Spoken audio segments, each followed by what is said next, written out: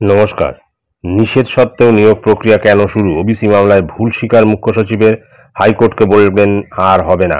সাম্প্রতিক প্রকাশিত এই প্রতিবেদনটি আমরা বিস্তারিত জেনে নেব। আদালতের নির্দেশ থাকা সত্ত্বেও কিভাবে নিয়োগ প্রক্রিয়া শুরু হলো?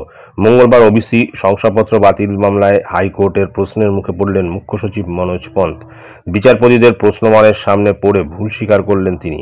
আদালতকে আশ্বস্ত করে মুখ্য সচিব বলেন, ভবিষ্যতে আর হবে না। হাইকোর্টের নির্দেশ থাকা সত্ত্বেও ওবিসি শংসাপত্র ব্যবহার করে নিয়োগ প্রক্রিয়া চালাচ্ছে রাজ্য সরকার, এমনই অভিযোগ উঠেছিল। সেই অভিযোগের ভিত্তিতে রাজ্যের বিরুদ্ধে আদালত অবমাননার মামলা হয় উচ্চ আদালতে।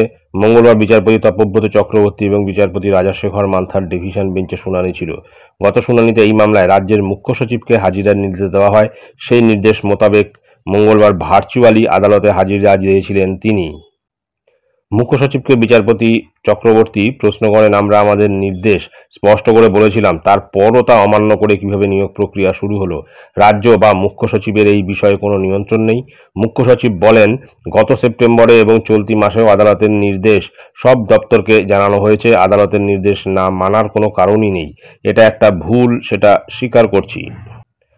পশ্চিমবঙ্গ কোঅপারেটিভ সোসাইটির নিয়োগ প্রক্রিয়া নিয়ে প্রশ্ন ওঠে। অভিযোগ, ওবিসি শংসাপত্র সংক্রান্ত আদালতের নির্দেশ অমান্য করে বিজ্ঞপ্তি জারি করা হয়, এমনকি প্যানেলও প্রকাশ করা হয়। আদালতের মুখ্য সচিব বলেন যে আদালতের নির্দেশ মতো চূড়ান্ত কিছু করা হবে না। যেখানে যা নিয়োগ চলছে আমরা সেখানে সব স্থগিত করে দিচ্ছি। আমরা সরকারের সব ধরনের নিয়োগ বন্ধ রেখেছি। ওবিসি মামলা বিচারাধীন থাকায় সেই সংক্রান্ত নিয়োগ বন্ধ রয়েছে। আদালতের নির্দেশকেই মান্যতা দেওয়া হবে। আমাদের কোথাও ভুল হয়ে থাকলে সেটা আমরা সংশোধন করে নেব।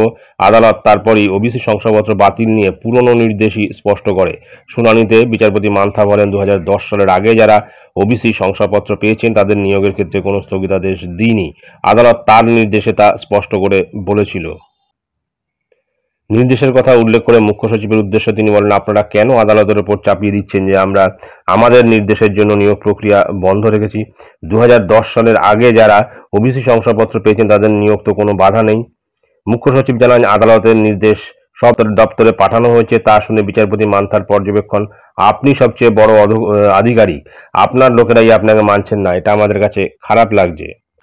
আপনাকে আদালতে ডাকাও দুঃখজনক। আপনার কথা না শুনলে আর কার কথা শুনবে? মুখ্য সচিব আদালতকে আশ্বস্ত করেন, আমি এই বিষয়ে সতর্ক হব।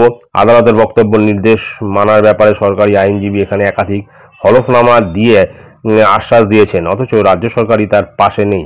আদালতের নির্দেশ সব দপ্তরকে পাঠানোর পরেও কেন তা অমান্য হচ্ছে, প্রশ্ন তোলেন বিচারপতিরা।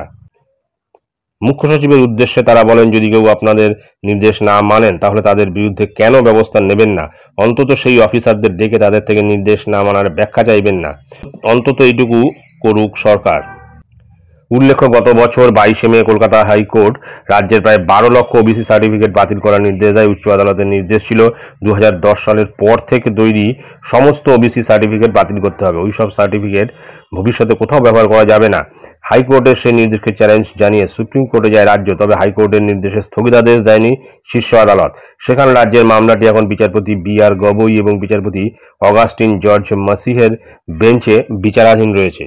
সুতরাং বোঝা যাচ্ছে যে ওবিসি সার্টিফিকেট 2010 সালের পরে যারা করেছে তাদের সমস্ত সার্টিফিকেট কিন্তু বাতিল বলে গণ্য হয়েছে আদালতের, অর্থাৎ হাইকোর্টের ডিভিশন বেঞ্চে।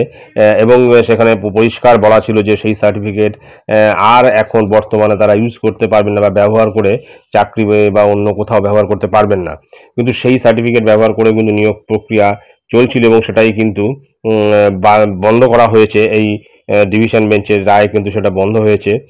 এখন বিষয়টা হচ্ছে যারা সেই সার্টিফিকেট শো করে অলরেডি নিয়োগ নিয়েছে তাদের সেই নিয়োগ প্রক্রিয়াটা কী হবে সেটা কিন্তু বিস্তারিত বলা হয়নি। তো যাই হোক, এটাই ছিল গুরুত্বপূর্ণ আপডেট ওবিসি সার্টিফিকেট বাতিল সংক্রান্ত মামলায়, যা আমি আপনাদের সঙ্গে শেয়ার করলাম। ধন্যবাদ।